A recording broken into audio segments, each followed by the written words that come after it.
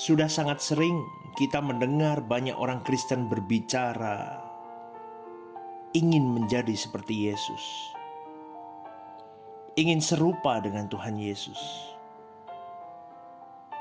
Sejujurnya saudaraku,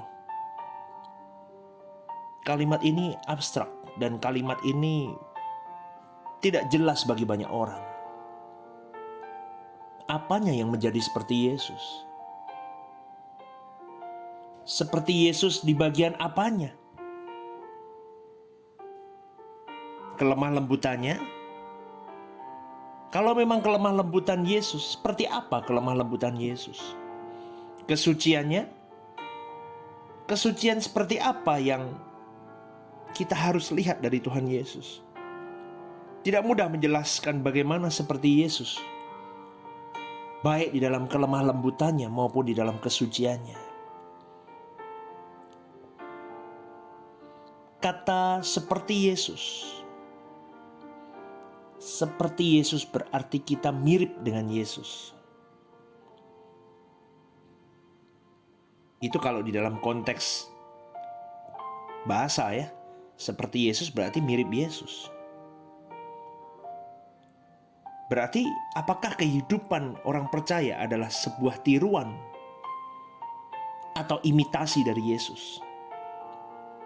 Saudaraku, Alkitab tidak mengajarkan orang percaya untuk menjadi mirip Tuhan Yesus.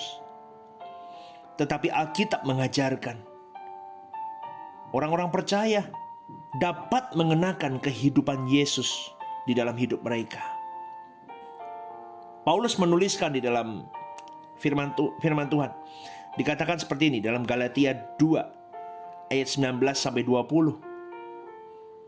Sebab aku telah mati oleh hukum Taurat untuk hukum Taurat, supaya aku hidup untuk Allah. Aku telah disalibkan dengan Kristus. Namun aku hidup, tetapi bukan lagi aku sendiri yang hidup, melainkan Kristus yang hidup di dalam aku. Dan hidupku yang kuhidupi sekarang di dalam daging adalah hidup oleh iman dalam Anak Allah yang telah mengasihi aku dan menyerahkan dirinya untuk aku. Aku tidak menolak kasih karunia Allah, sebab sekiranya ada kebenaran oleh hukum Taurat, maka sia-sialah kematian Kristus. Saudaraku yang dikasihi oleh Tuhan, sebelum Paulus mengenal Kristus, ketika dia masih bernama Saulus dan belum menerima Yesus sebagai juru selamatnya, dia adalah pribadi yang sangat taat terhadap hukum Taurat. Di dalam kesaksiannya ia mengatakan bahwa tentang kebenaran di dalam menaati hukum Taurat dirinya tidak bercacat. Dia sempurna mentaati hukum Taurat. Orang-orang Yahudi seperti Paulus ini adalah orang-orang yang dibelenggu oleh Taurat. Seluruh kehidupan mereka diatur oleh Taurat. Dengan demikian Taurat telah menjadi seluruh gerak-gerik gaya hidupnya. Hidup mereka adalah peta dari Taurat yang mereka jalani dengan sangat fanatik, saudaraku. Pribadi-pribadi orang Yahudi seperti Saulus, sepenuh hidupnya dipersembahkan hanya untuk Taurat, dengan suatu pengertian dan harapan bahwa mereka dapat dibenarkan oleh Allah. Dalam arti, saudaraku, dia dapat diakui sebagai pribadi yang benar oleh Allah, sehingga mereka bisa berkenan kepada Allah. Tentu saja mereka berusaha untuk dapat melakukan hukum Taurat sesempurna mungkin, karena anggapan mereka bahwa semakin aku sempurna menjalani hukum Taurat, semakin aku berkenan kepada Allahku. Itu cara mereka supaya mereka merasa bahwa mereka sudah mempersembahkan hidup bagi Tuhannya dan memperkenankan hati Tuhan. Saudaraku, Paulus memiliki kehidupan yang baru setelah mengenal Yesus. Dia memiliki kehidupan yaitu mempersembahkan seluruh segenap hidupnya bagi Allah. Kehidupan yang tidak lagi dibelenggu oleh hukum Taurat. Kehidupan yang tidak lagi dipersembahkan untuk melakukan hukum Taurat, tetapi kehidupan yang dibelenggu oleh norma atau hukum dan tatanan yang baru. Norma baru tersebut adalah Tuhan itu sendiri. Tuhan itu sendiri hukumnya.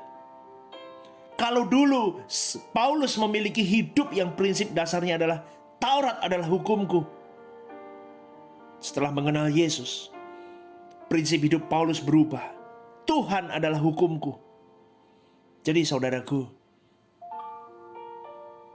seperti Yesus artinya mengenakan kehidupan Yesus, mengenakan karakter Yesus sepenuhnya, fulfill in your life, memenuhi, memadati, menempati semua ruang kosong di dalam hidupmu, menenggelamkan dirimu di dalam kehidupan Yesus. Bagaimana kehidupan Yesus di bumi dengan tubuh daging 2000 tahun yang lalu dapat diperagakan secara utuh sekarang ini? Itu menjadi PR kita. Itu yang menjadi challenge kita. Menghidupkan Yesus di dalam hidup kita. Saudaraku, kita harus bisa memperagakan secara utuh, full, penuh. Artinya apa? Segenap nafas, segenap jiwa diri kita adalah menggambarkan kehidupan Yesus yang menjadi nafas dan kehidupan kita, yang membelenggu kita, yang memperalat hidup kita, sehingga tidak ada akses apapun yang mendistorsi itu semua. Saudaraku yang dikasihi oleh Tuhan, inti nafas atau jiwa dari kehidupan Tuhan Yesus adalah di dalam segala hal yang dilakukan selalu sesuai dengan pikiran dan perasaan Bapa. Ini garis bawahi, sehingga setiap hal yang kita lakukan hari ini setelah kita mendengarkan renungan ini, semua hal saudaraku, jangan kau katakan itu kecil Pak, hal kecil tidak perlu, Tuhan tidak memperkarakan. No, hal kecil sekecil apapun, mulai hari ini perkarakan, seperti Yesus memperkarakan semua hal di dalam hidupnya. Adakah itu sesuai dengan pikiran dan perasaan Bapa? Saudaraku, kita harus berusaha supaya karakter Kristus itu mengambil alih dan menggantikan kebiasaan kita yang lama, yang digerakkan oleh karakter buruk kita, yang sudah terbangun sejak kita masih kecil. Manusia lama, monster diri ini terus dipangkas dengan pengertian yang benar, pemahaman yang benar, penyerahan diri yang benar, komitmen yang benar, konsistensi di dalam pengiringan komitmen itu, sampai dirimu dan diriku mencapai titik sempurna. Saya menang, aku menang, aku menjadi seorang pemenang di dalam kehidupanku. Bukan menang akan keadaanku karena Tuhan buat mujizat, bukan menang karena Tuhan mempermudah hidupku, bukan menang karena aku mendapatkan hal-hal yang baik dalam hidupku, aku diloloskan dari sakit, aku diloloskan dari masalah. No, bukan itu. Aku menjadi seorang pemenang, pemenang kehidupan yang kekal, yaitu ketika aku bisa mengubah kodrat dosaku dan kubuang itu semua, dan kupenuhi hidupku dengan kodrat ilahi yang daripada Allah. Ayo kita bersama-sama saudaraku, kita bertumbuh bersama. Kita kejar target kita.